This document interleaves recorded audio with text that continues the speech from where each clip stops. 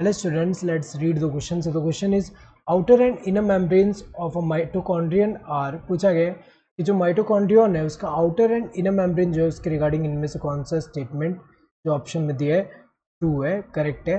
तो अगर हम देखें आउटर मेम्ब्रेन जो है ऐसा होता है एंड इनर मेम्ब्रेन जो होता है इसका फोल्डिंग फॉर्म करता है जिसको हम क्या बोलते हैं, क्रिस्टे बोलते हैं।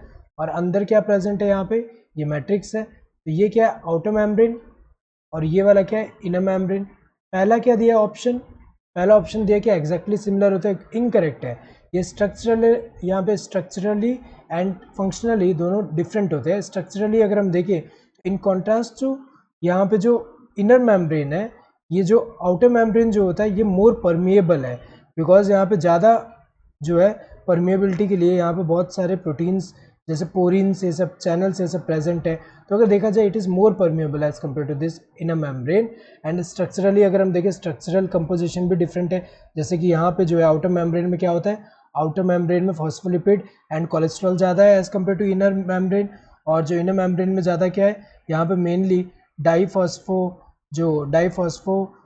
फैटिडाइल ग्लिसरॉल जो होता है वो होता है। तो अगर हम देखिए यहाँ पे ये जो है स्ट्रक्चरली भी डिफरेंट है, फंक्शनली भी। अगर हम देखिए यहाँ पे जो एंजाइम कॉम्प्लेक्स जो ईटीएस में पार्टिसिपेट करते हैं, तो अगर देखा जाए ये तो एग्जैक्टली सिमिलर तो नहीं है, structurally as well as functionally different, ये तो सही है क्योंकि स्ट्रक्चरली एंड फंक्शनली दोनों ही डिफरेंट है।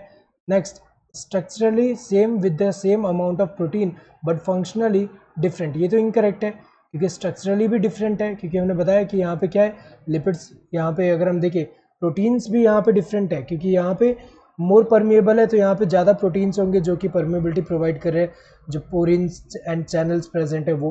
तो अगर देखा जाए एक तरह से इनकरेक्ट हुआ।